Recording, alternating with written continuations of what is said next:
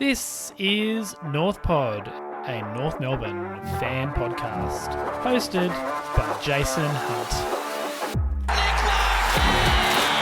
Now the backs there are. He backs it. He kicks it. Oh, the fall from Dersma. This is the speed of the culture. 3 bounces down the wing. He keeps going. 4 bounces. Joining the chorus. The Can't Lose Kangas are AFLW premiers. Hello and welcome back once again to North Pod. It is episode 3 of this season 2025. And on today's episode, we're going to be jumping straight back into the list analysis, player strengths and areas for improvement analysis that I started last week. Got about halfway through the list, realised it was going to take me a little bit longer than I had thought, so we've split it into 2. So I guess if you haven't listened to last week's episode, I'd recommend that you go back and do so. I kind of give a bit of context, but essentially I'm going to be talking about every player on the list, or the second half of the jumper numbers this episode, talking about what I think their greatest strength is, and also I guess an area for improvement that they could potentially, that would take their game to the next step. End of this episode, we're going to talk a little bit about what I guess all of this means for our list makeup.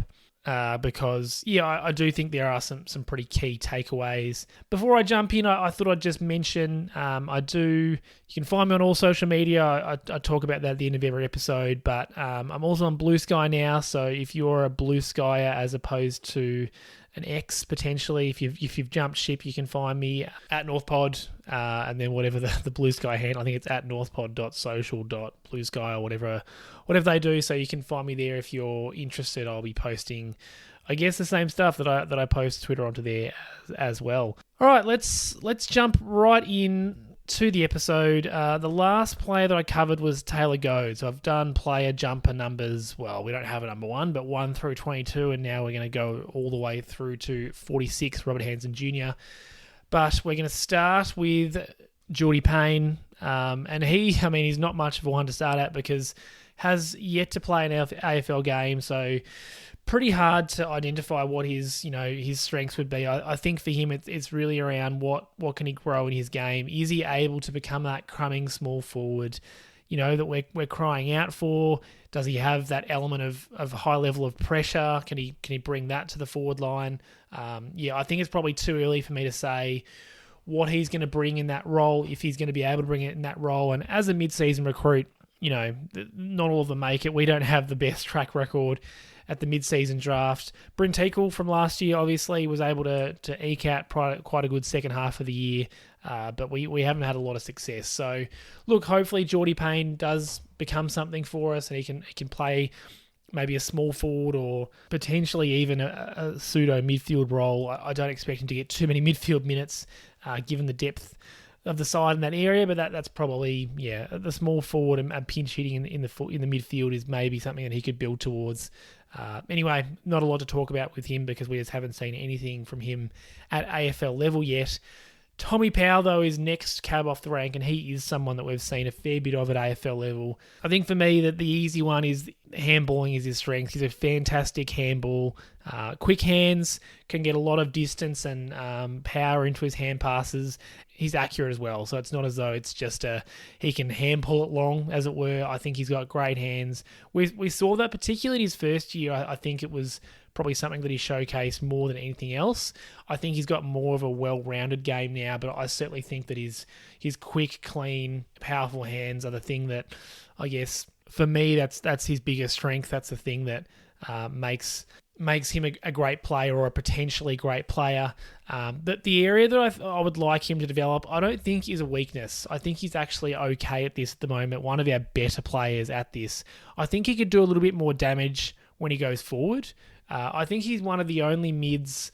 I shouldn't say one of the only mids. I think we've got now Jai Simpkin and Luke Parker who can do this as well. But I think it's not realistic that Tommy Powell's going to be able to play all of his game time minutes in the middle. I think he's going to have to spend some minutes forward if he's going to get a game. And I think in order for that to be sustainable long term, we're going to need to see him just be a fraction more dangerous forward. He has been capable of kicking a goal or two when he's forward, so this is where it's not a weakness. I think it's something that if he could add even more strings to his bow in terms of his forward craft, I think that would take his game to the next level, because he could be that damaging midfielder that goes forward and is also super, super dangerous. We've seen that a couple of times in the past. He's been able to go forward and snag a goal or two. But I think if he was even more dangerous in that area, that would really add to the flexibility that he has. And it would mean that, he'd be far more likely, I think, to be able to play games for us long term. He played every game last year. I think he is a solid, best 20 player for us now. But if he's going to improve, I think that's the thing. That's an area that he could improve, because there's nothing more scary for the opposition than that midfielder who is also a real dangerous goal threat. So I think for me, that's where he could take his game to the next level. Another player who plays forward and definitely could and should take his game to the next level is Paul Curtis. I think for me, the strength for him is his marking, particularly given his size. He's a medium small type, but plays kind of like a tall or a pseudo tall, very similar to Cam Zerha. In fact, they're both smaller players that play taller than they are, if that makes sense. We kind of want Paul Curtis to play a small crumbing role, but he's just not completely built out for that. So that's where I think I'm going to say his area for improvement is his crumbing ability, his ability to read a pack and hit that pack at full speed and burst away from it. We've seen him do that in fits and spurts, but nothing consistently on that front.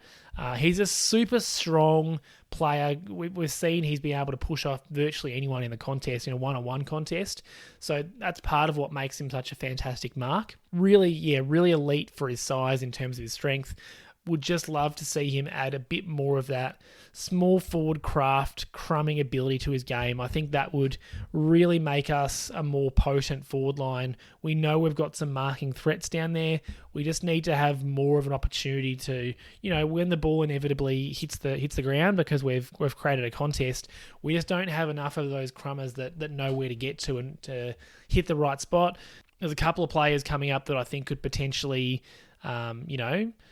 play that role for us. We know that I think Paul Curtis added a good amount of pressure to his game last year. He was good at corralling and was arguably our best pressure forward last year. We need him to continue to do that. But I think for me, marking and strength would be his, potentially elite characteristics for his size. But I would love to see him add a bit of that crumbing ability. That would take his game to the next level. Luke Parker, another one of our recruits in the off-season, trade recruits. It's pretty obvious if you've watched him over the last 10 or 15 years. He's a contested bull. That's the biggest strength that he brings. He's similar to Georgie Wardlaw. Different type of player, and he's less explosive than Georgie Wardlaw is and is going to be, but just has that absolute love for contact, for physical aggression. He's a contested bull. He racks up contested possessions for fun. So that is the strength that he has, which is a great attribute to have in a season mid. If his absolute highest attribute was speed, you'd be a little bit concerned that that's going to drop off. But contested ability doesn't really tend to drop off. It's other areas of your game that drop off as you get older. Luke Parker's still, I think he's 30 or 31. Like, he's got some years left in the tank at North Melbourne, so I'm not too concerned about that.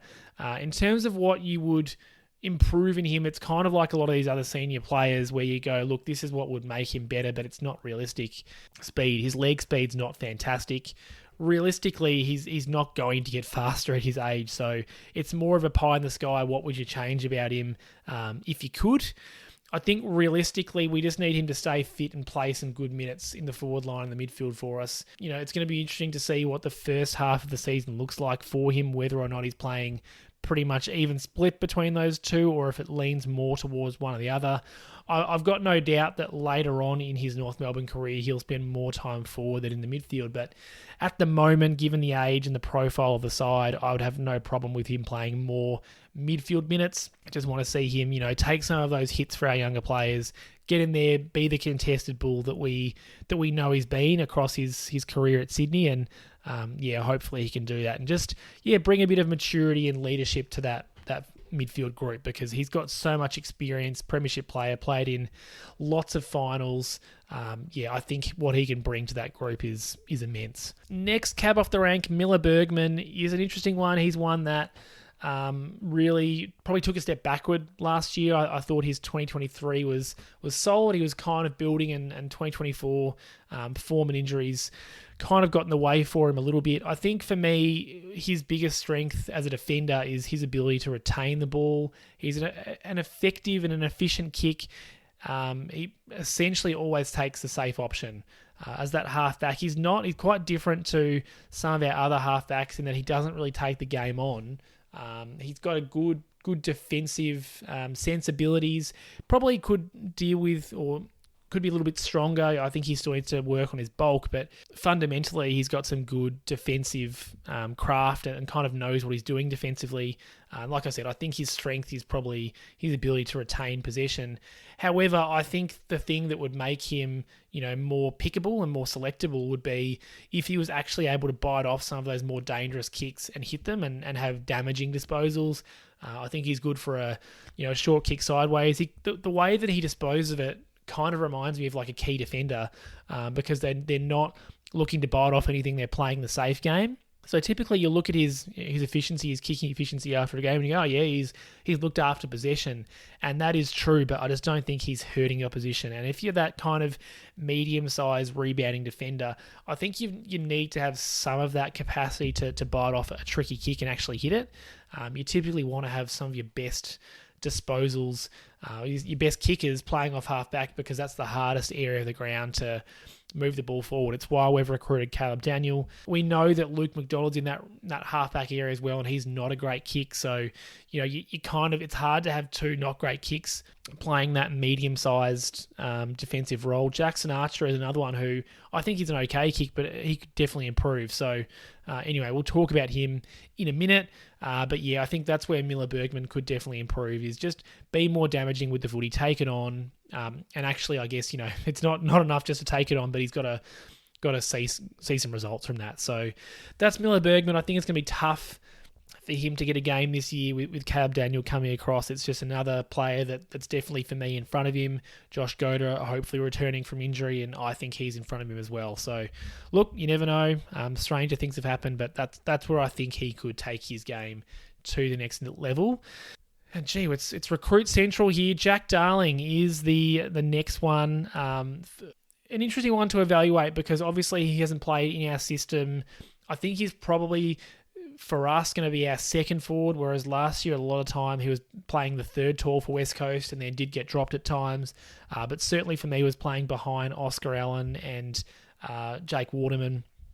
I think part of that is what allowed him to have that strength where he was just a really good defensive pressure forward for a key. He's not a massive key. I think he's in the 190s, but he's certainly not, 200 centimeters, a massive man. He's strong for his size, don't get me wrong, but he's not super tall. So I think he'll probably be playing our second tall forward.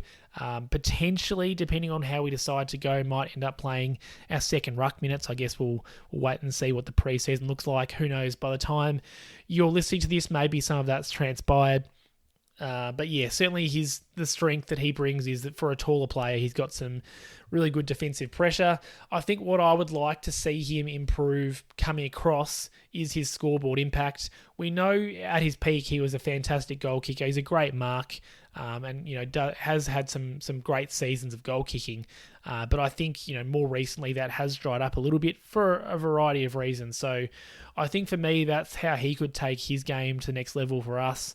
We know it's a bit of a stopgap. He's 32. He's not going to be here forever. I'm just pulling up his stats so I can speak with some facts in front of me. So the last 2 years, last year he kicked 22 goals from 21 games, so about a goal a game. The year before that, 26 goals from 20 games, so a bit more. And then the year before that, 34 goals from 21 games. So he has dropped off. He's dropped back from essentially 1.5 or 1.6 goals a game to 1 goal a game across the last couple of years. In 2019, he kicked 59 goals from 24 games. So, like I said, he does have that capacity to kick a lot of goals. It has dried up a little bit for him in recent times, but not so much so that I don't think he could get it back. If he's playing that second fiddle role behind Nick Larkey, there's going to be opportunities for him forward. So across his career, he averages 1.8 goals a game. I don't need him to average 1.8, but 1.5, 1.4 goals per game. If he could kick, 32, 34 goals this year and play nearly every game, I think that would be a massive win for us. So that's where I'd like to see him improve in terms of, his output for this year. Just keep up that defensive pressure, because we know we don't have a lot of players that bring that in our forward line. We need some more players like that. So yeah, I definitely expect to see him doing that. Will Phil, who I really do have a soft spot for. I'd love to see Will Phil succeed. It's going to be a big year for him. He's just on the 1-year contract. I think there was probably two things that I thought were his potentially elite attributes. You can see why he was drafted, even though it hasn't to this point quite worked out for him. His kicking inside 50 is phenomenal. Particularly given he doesn't get a lot of opportunities to do so.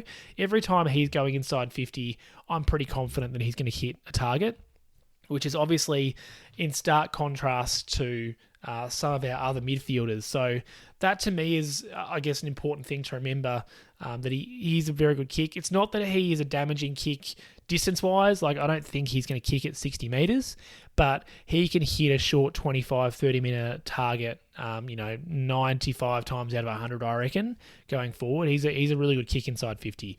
The other thing that he brings is he's a great contested player, not through being super strong or, a massive player. He's on the smaller side, but he's just got that ability to get in there, get a quick hand pass out, and find a target that way. He likes tackling.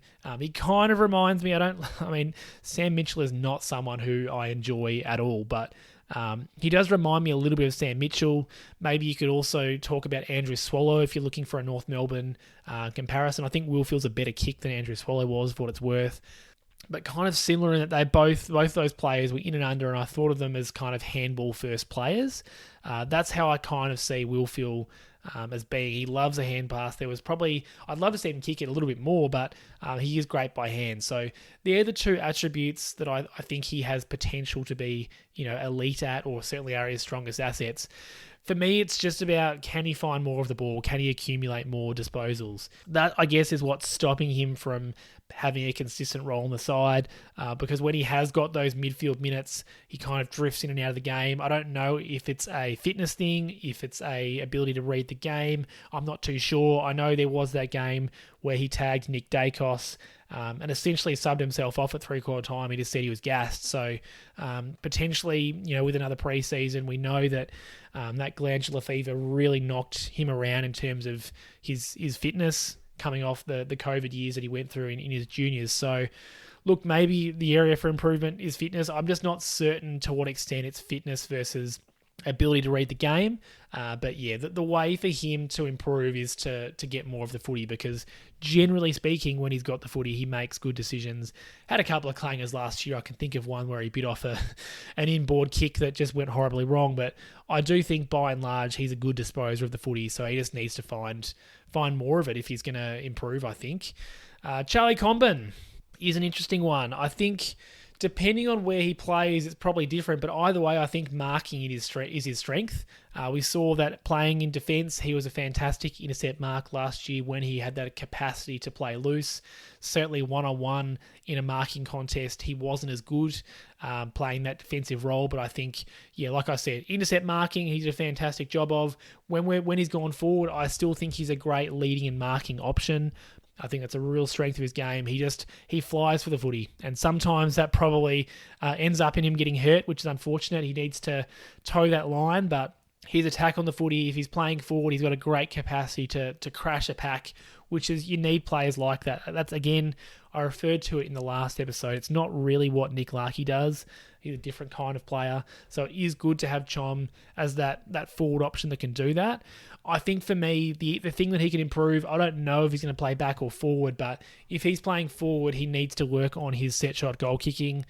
That is an area of weakness for him. I think in general, his capacity to kick goals, I know that these taller players take time. I've heard Chom in an interview say that set shot goal kicking is something that he could work on, and I agree. I think he has all the attributes of a really good centre-half forward, except he's not a super confident set shot goal kicker. So that is something that he could improve on. If he's playing in defence, I mean, it's an easy one again. It's his one-on-one defensive craft, because every time he gets stuck one-on-one in a contest, he looks uncomfortable. So again, there's your two areas for improvement depending on where he plays. I suspect we'll see him experimented with this year again, and whilst he might start somewhere and play there for a while, I wouldn't be surprised if we see him thrown around a little bit, because we've just got so many of those players that can play in multiple roles, and we're still trying to figure out where they best fit. So that's Chom.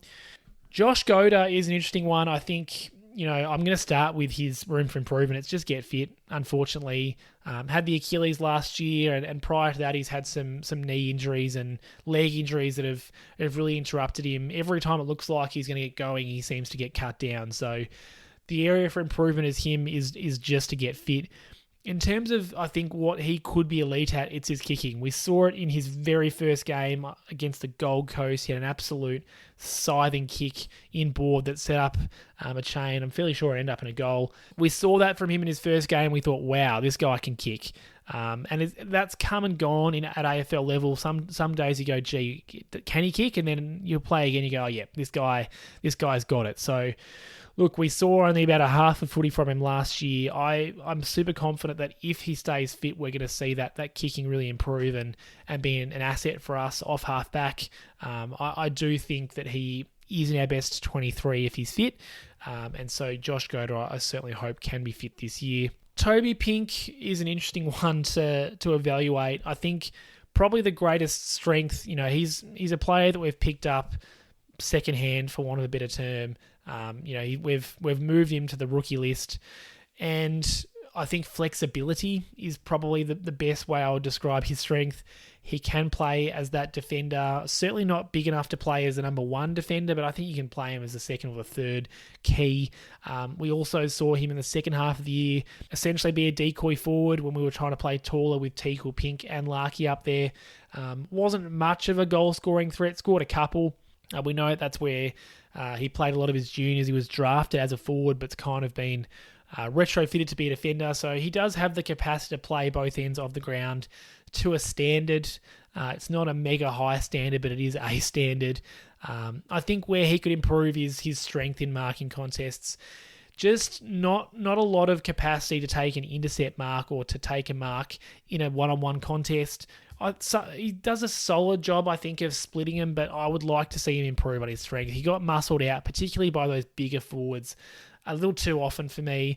It's a tough one for him because oftentimes he's going to be playing undersized. So reality is, if that's what you're going to do, you've got to be super strong, because you can kind of deal with being outreached. There's nothing you can do about that. But if you're stronger and you're able to move your forward or your opposition around with your body, I think that's how you could potentially even up those contests a little bit. So I think strength in marking contests is what I'd like to see Toby Pink improve. We move to Braden George, he's a tough one because we have not seen him at AFL level. We saw him play a third or a half of the VFL season last year. It kind of looked like he'd just gotten going and then was cut down. I think explosiveness was his strength or his key attribute. I just am a little bit concerned about all of these leg injuries, these injuries that he's having, and to what extent that's going to impact his explosiveness. So I say that with a little bit of apprehension in terms of whether or not he's still going to have that when he returns. And I guess that does link into his room for improvement. He just needs to stay on the ground, play some VFL footy, and actually push for a senior spot for North Melbourne, whether or not that's forward where he was drafted or defence where he's been playing some of his footy last year. He needs to get on the ground and get fit. So hopefully he can do that this year. Jackson Archer is a super interesting one to evaluate. I think easily the attribute for him that he is strongest at, he's just defensively desperate. He loves defending. He loves beating his opposition. He hates losing.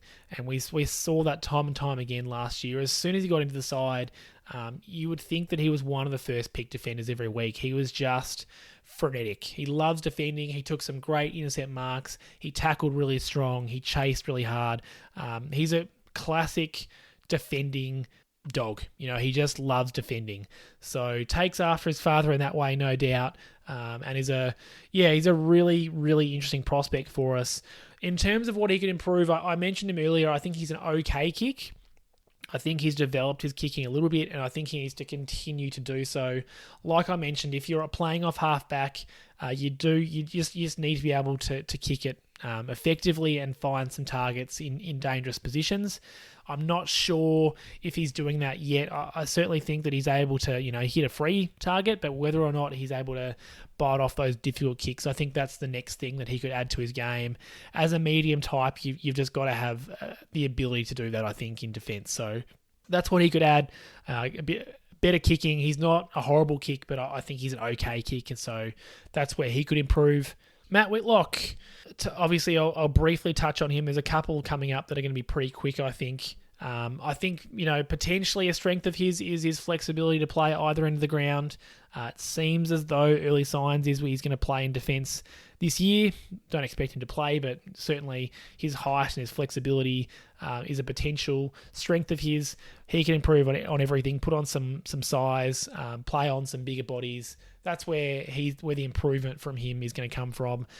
A lot like Will Dawson, I don't expect him to play this year. I didn't expect Will Dawson to play last year, and he ended up playing a couple of games. So who knows? Maybe there's a couple of games for Matt Whitlock, but I think for the majority of the year, it's VFL, it's find your feet at senior level, and then hopefully we're able to see something from him in the next couple of years because, I think it's going to take a while. He's certainly a big investment from us. We gave up a lot in order to get him, so we have to hope that does amount to something. River Stevens, I'll be honest, I just don't think there's a lot to say about him. He's a small forward type, so hopefully, potentially, he's able to break in and to find some games as that small forward, pressuring or kicking goals. He needs to become elite or potentially elite in one of those areas. Given the fact that he was a pretty late draftee, expectations are low for what it's worth. I'm just saying if he's going to get a game, that's what he needs to do. So I think we can leave it there for River Stevens. Cooper Harvey is another one that, similar to Will Phil, who I mentioned earlier, Cooper Harvey's got a 1-year deal, and you would think is going to be his last year unless he can really rise to the occasion this season. I think a strength of his is marking for his size, kind of like several of our forwards, kind of like Paul Curtis. I think he plays taller than he is. And so, for a medium small type, he's a good mark, particularly on the lead. We saw that in that Geelong game. It was his debut, I think, or maybe it was his second game. Either way, he was a fantastic mark in that game.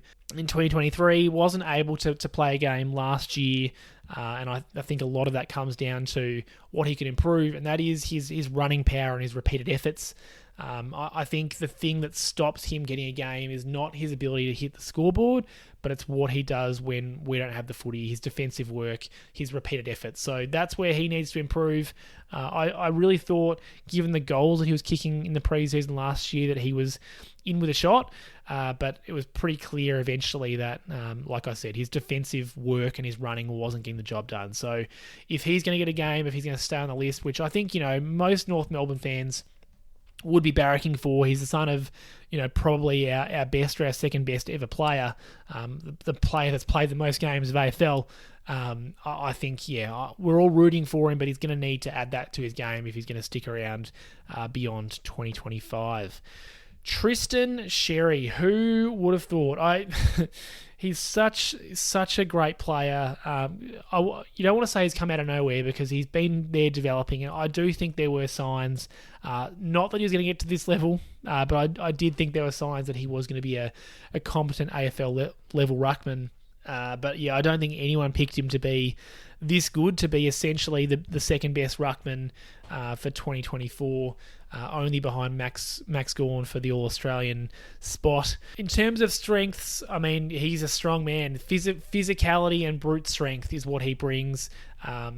Super, super strong ruckman. Just one of those ones that you would not want to come up against because you're going home bruised and battered. And we saw a couple of times he ended up injuring his opposition players during the game. So long as there's nothing untoward, I love that. And I don't think there was anything untoward about the way that he went about it. So Love Tristan Xerri, love the physicality and just the absolute bulk and strength that he brings.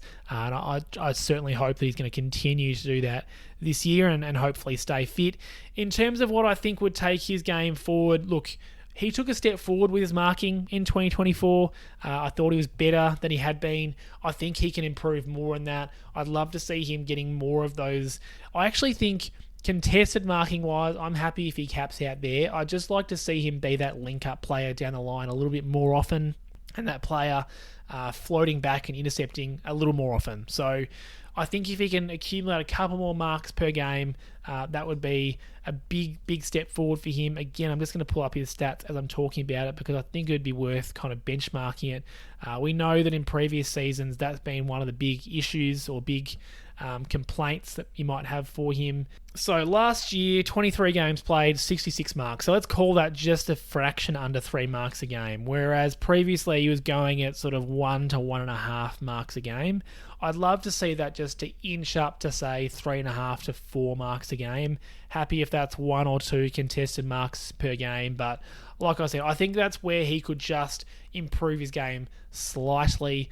Then maybe we could work on kicking the odd extra goal or 2. He kicked 8 goals last year. Not a bad return at all. I do think he is semi-dangerous forward, but I think he could be even more dangerous if he was marking it more. So Tristan Xerri, that's the thing that he could work on. But boy, if he just repeats last year, I think we'd all be happy as North fans. Let's be honest. It was just such a massive jump for him last year. I know there are some competitions like the NBA that has most improved player. I think you'd be hard pressed to find someone that would have beaten him for that position or that accolade last year. Just such a massive jump up from the year before or previous years. Maley is one that I don't have a lot to talk about. I think one of his strengths is his marking. He's just such a super raw player. So potentially that's the thing that he could become, or he's his strongest asset, his marking. But I think we could all agree he just needs to work on, his game and potentially working his way into getting an AFL spot. The position is there for him potentially as that second ruck / forward. I don't know that that's a this year thing, but I think he could be serviceable in the ruck and then also go forward and be dangerous. That's how he's been playing most of his footy at VFL level. So that's the potential for him. It's just whether or not, the spot's going to be there for him. CCJ is coming back later in the year. Jack Darling's come across. Brent Eagle's floating around. So there's plenty of competition for that role. It's just whether or not someone's going to absolutely, put their hand up for it and make themselves, make it hard for selectors to leave them out. So I think that's the challenge for Finbar. But yeah, I'd say at times on his side, he's probably got a full year worth of credit just because of, he's a late season pickup. He's late to the game. So yeah, that's where we're at with Finbar. I'd love to see him get in. Just a ripper name. An absolutely ripper name. So I'd love him to play. Eddie Ford, number 40, we're coming towards the end. I think for me, another one where marking is his strength. For his size, he's a great mark. On the lead, great mark. He gets some great elevation so he can take that up nice and high. And there's been several games where he's accumulated lots of marks. I think for him, endurance is the thing that could make him a better player. Playing that high half-forward role, you've got to be super, super fit. And I think, honestly, the way that he might find more game time is if he's able to play more on the wing. We've seen him play a little bit of that wing role in the past, and I think there's definitely still a position on the wing. I don't think Dylan Stephens is locked into a wing. I'd like to see someone like Darcy Tucker kind of get moved on from as the year moves on, just because I think, we've got to replace that kind of player with some youth. So there's minutes for him on the wing if he can add to his endurance and be a more flexible runner, I guess. But yeah, that's Eddie Ford. I do think it's going to be hard for him to find a spot in the side this year. He's another one on a 1-year contract, so time's ticking for him to make an impact at AFL level for sure. Jake Constanti is one that I don't have a lot to say about. He's come across from Sydney, hasn't played an AFL game.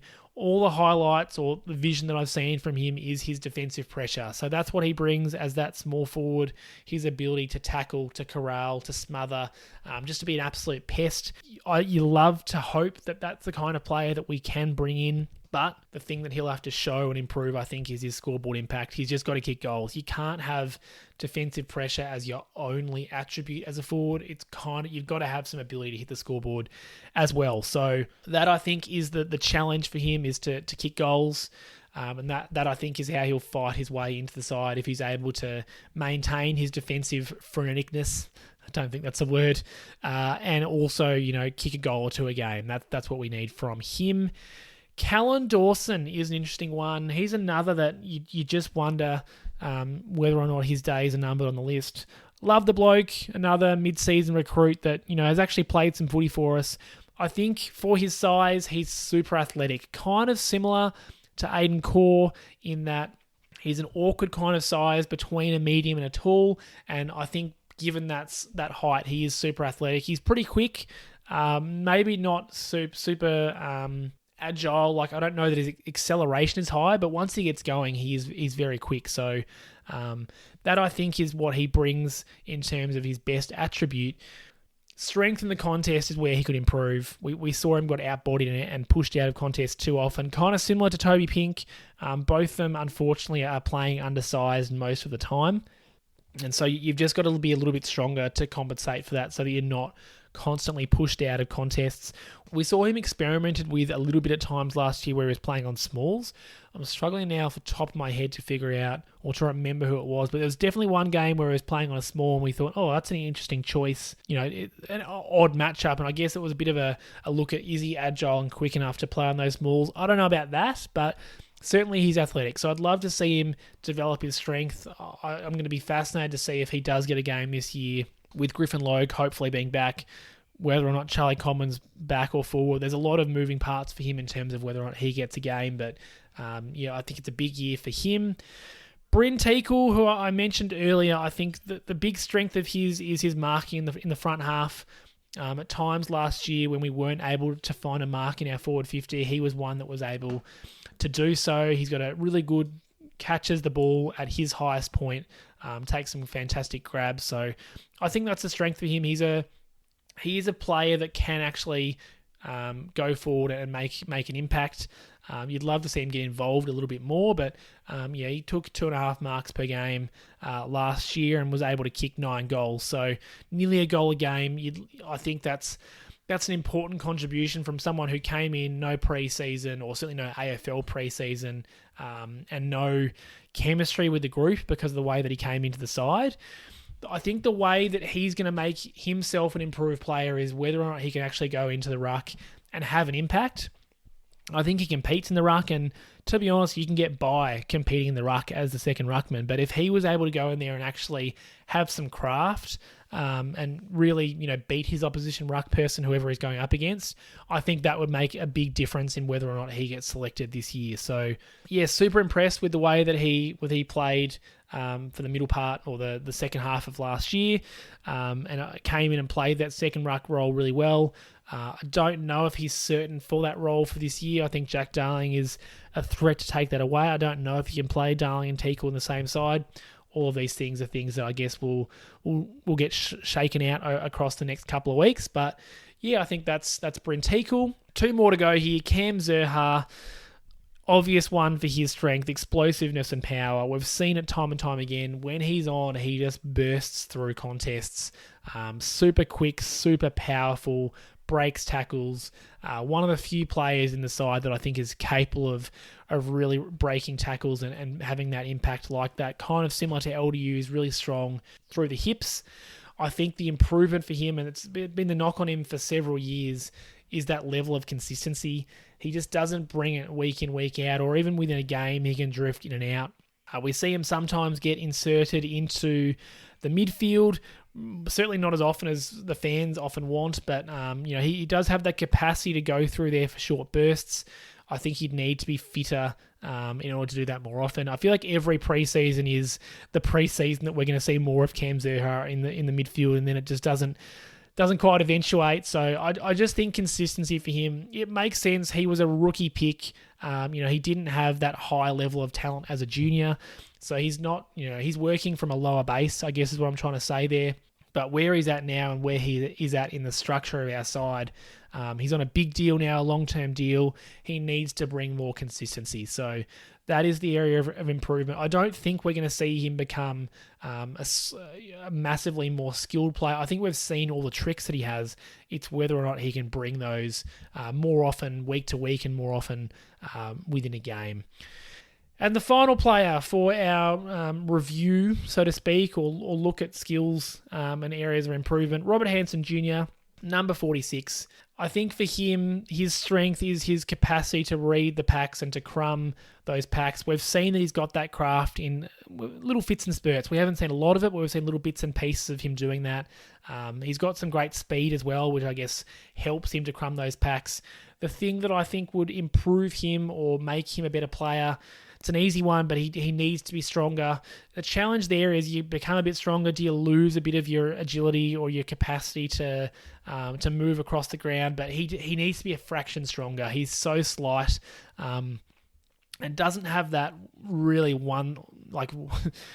elite agility to get around people. And so given that, I think he just needs a bit more bulk. We saw him get absolutely crunched at one point last year. His frame is just so slight. So he needs a little bit more strength just in order to be able to get around some players or beat a tackle that's sort of a half tackle, if that makes sense. He's never going to burst through someone that's really got a body on him. But if he could have enough strength to kind of beat someone who's just reaching out to grab him, I think that's how he could be a more consistent appearance in the side. We saw him get some games late. And he was obviously recontracted, so the club obviously has some faith that he can make it work. Again, is that another mid-season recruit that we're hoping works out. I think that's what he can add. There's definitely going to be opportunities for him this year. It's just whether or not he can take them, because we know we've got lots of small forwards that we're hoping for something from. Hansen Jr., Constanti, Stevens, Cooper Harvey, Geordie Payne, there's even Braden George potentially. There's lots of sort of small forwards that are maybes, and so even Zach Fisher might be moving into that role. So there's going to be competition there, but by the same token, I do think there's going to be some opportunities there. So that's every player, I guess, in terms of what this all means and what it means for us as a club. I think we can see we've got lots of players that have a strength in marking. I guess for some of them, it's not necessarily it's their biggest strength, but it's something that they're good at for their size or their role. So you think of someone like Cooper Harvey or someone like Paul Curtis. We do have players that are strong marks. So sometimes I don't know that we're great contested marks, but we're good around the ground marks or leading marks. So it's good that we've got plenty of players that have that capacity. It means that if we can develop our kicking, we're going to have players that are able to mark those kicks, funnily enough. So I think we've got plenty of players in that role. I do think our mids have a variety of strengths. If they were to come on, we've got great depth in that position. So I talked about LDU and Wilfield, Tommy Powell, Jai Simpkin.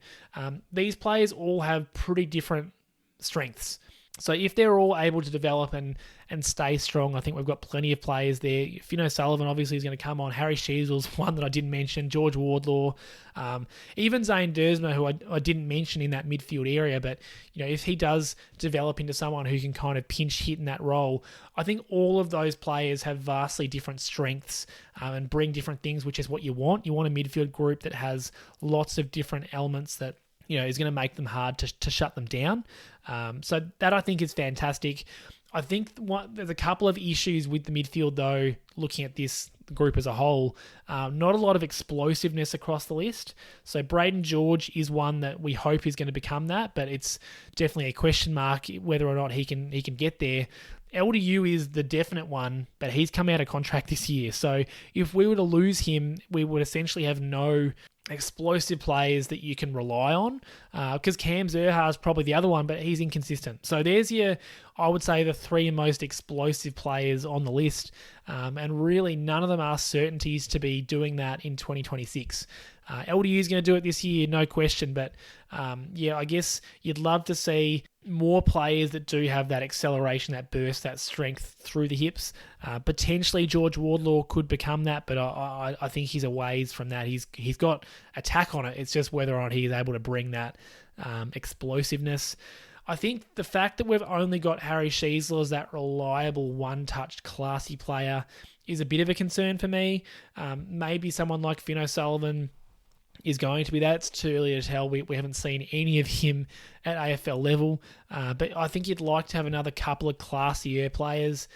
Josh Simpkins, someone that probably 2 or 3 years ago I would have said was kind of in that bracket as well, but I just don't know that we've seen that from him. I think he's lost a little bit of his quickness the last couple of years. So it probably is a bit of a concern. And you would think, given the amount of draft picks we've had and high draft picks we've had in recent times, that we'd have a couple more.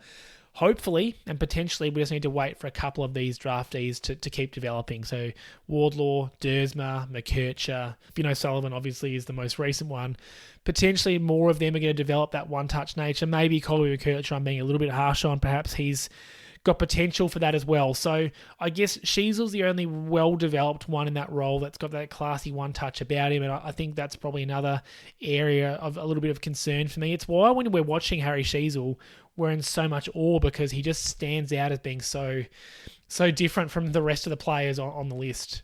Anyway, that's an issue. I think there's a lot of players who would benefit from being stronger.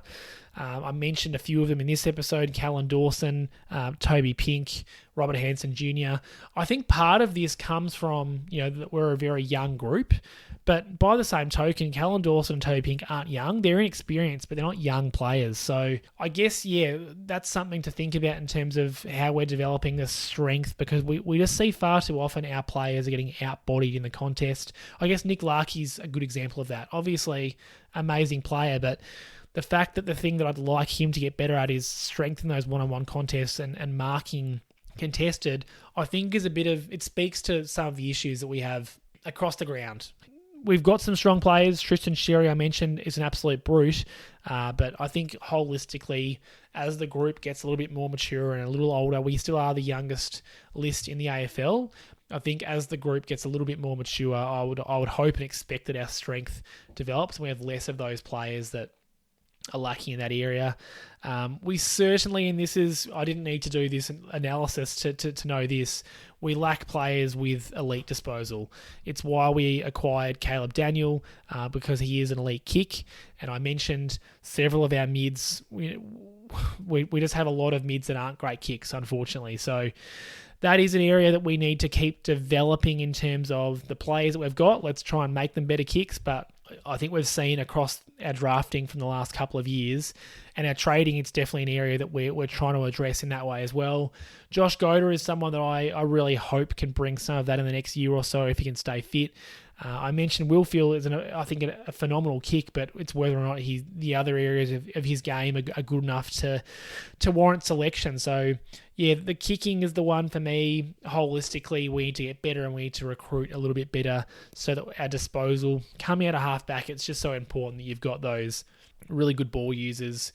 We saw Harry Sheezel's done that for 18 months. I thought Colby McKercher did a pretty solid job, but you need more. You need a wide variety of distributors that can, bite off those tricky kicks and hit them more often than not, because that's the only way to beat opposition defensive structures in the modern game. You've got to be able to kick the footy. The last thing that I'll probably mention in terms of our small forward ranks, Robert Hansen Jr. was the only one that has that crumbing and reading the fall of the ball as his strength. I do think we have some other players that are okay at that, but it's a pretty common thing that comes up when we talk about our small forward stocks. We don't have those players with a real strong goal sense and craft around crumbing. And if we do have them, then they're deficient in other areas. Like Robert Hansen Jr. is definitely deficient in other areas. So we've got to find a player or two who can do both. So whether that's Constanti, whether someone like Paul Curtis can become that, we've definitely got a hole in our list. We've known that for a long time. It's why I was pretty keen to draft Nick Watson, because he definitely has that craft. There's players that come along every year that you hope to get that have that kind of crumbing craft. And I guess, it's just where we're at. Because we're towards the bottom of the ladder, we're going to have these holes. One of them is the fact that we're not a great kick. One of them is that we don't have those crafty small forwards.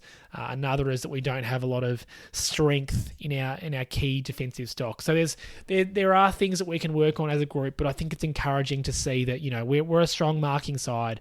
We've got a great variety of strengths through our midfield. There are some strengths to our list. So I hope that this chat, this couple of episodes, kind of gives a bit of a look at what we're hoping to see in terms of our development this year, and what we might look for in the draft and the trade period across the next couple of years. I think, as North Melbourne fans, we know we're going to be towards the bottom of the ladder again. Hopefully not right at the bottom, but I don't think anyone's expecting a premiership this year. So it's around which of these things can we develop and work and make progress towards, I guess. That's certainly what I'll be looking for in 2025 is which of these players are able to develop on these areas that I've kind of identified as what would take them to the next step.